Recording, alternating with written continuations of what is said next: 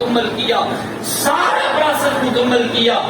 آخر کمشنر کے ساتھ ہماری ملاقات ہوئی، میٹنگ ہوئی، صرف اس نے سائن باقی کرنے تھے۔ وہاں چوک کا نام ختم نبوت چوک کو جانا تھا۔ اس نے ہمیں بلایا، اس نے کہا مولوی صاحب جانتے ہو میں کمشنر کی سیٹ پہ بیٹھا ہوں، آج بات آ گئی ہے میری بیوی بچوں کی روزی کی، میری روزی پہ لات ماری جا رہی ہے۔ مولوی صاحب آپ مسجد میں بیٹھے ہو، آپ کونے میں بیٹھے ہو، مجھے معاون خصوصی وزیر اعظم پاکستان شہزاد اکبر کا فون آتا ہے، وہ کہتا ہے کمشنر صاحب اگر آپ نے سائن کر دیے، اس چوک کا نام ختم نبوت چوک رکھ دیا گیا تو آپ کو ڈیوٹی سے معزول کر دیا جائے گا۔ مجھے بتاؤ میں کیا کروں؟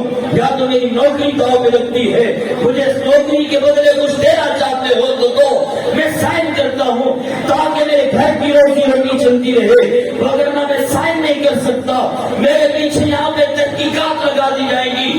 میں آپ سے کہتا ہوں جہاں کا ایک ایک بچہ بیٹھا، ایک ایک جوان بیٹھا، ایک ایک بزرگ بیٹھا، یہ صرف ایک ایک بندہ نہیں ہے، یہ ایک ایک چوک ہے۔ ہم ہر چوک میں کھڑے ہو کے نعرہ لگائیں گے تاج و تخت ختم نبوت۔ ہیرے بولتے ہو، گولی لگتی ہے لگ جائے، بیڑیاں پہناتے ہیں پہنا دیں، ہتھکڑیاں پہناتے ہیں پہنا دیں، سڑاخوں کے پیچھے بھیجتے ہیں بھیجے، ارے سب کچھ منظور ہے، لیکن ہمارے ہاتھوں سے حضور کا دامن جائے ہمیں یہ منظور نہیں۔ میں کہتا ہوں تم ہماری تاریخ سے واقف نہیں۔ راجپال آیا تھا، جو سمجھا ہے وہ بولے، راجپال آیا تھا، مقابلے میں کون آیا؟ بولو، غازی علم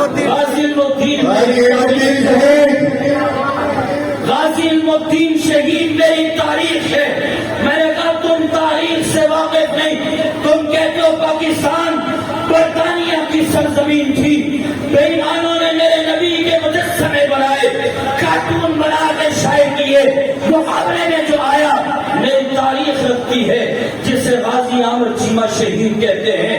میں کہتا ہوں ایک نے حضور کے ختم نبوت کے دفاع کرنے والے قانون کو کھارا قانون کہا، مقابلے میں ختم نبوت کا سپاہی آیا جسے ممتاز قادری شہید کہتے ہیں۔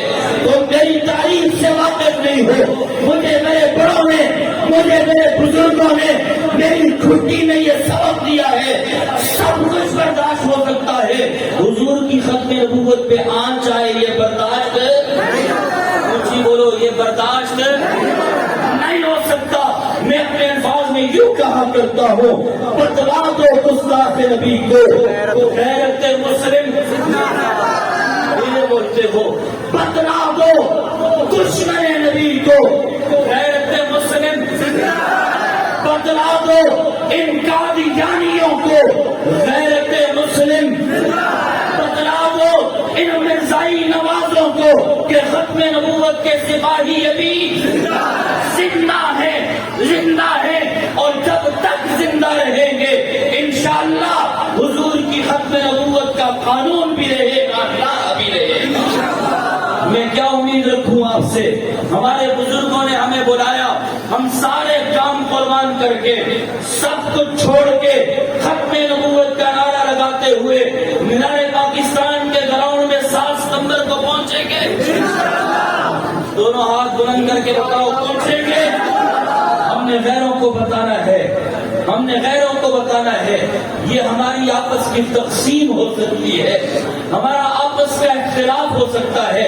جہاں بات آئے گی ختم نبوت کی تو بات چشتی صاحب والی جو کر گئے ہیں، بات آئے گی ختم نبوت کی تو ہم یکجان ہیں انشاءاللہ، ہم یکجان ہیں انشاءاللہ، سب کچھ برداشت کریں گے، حضور کی ختم نبوت پہ کمپرومائز نہیں کریں گے۔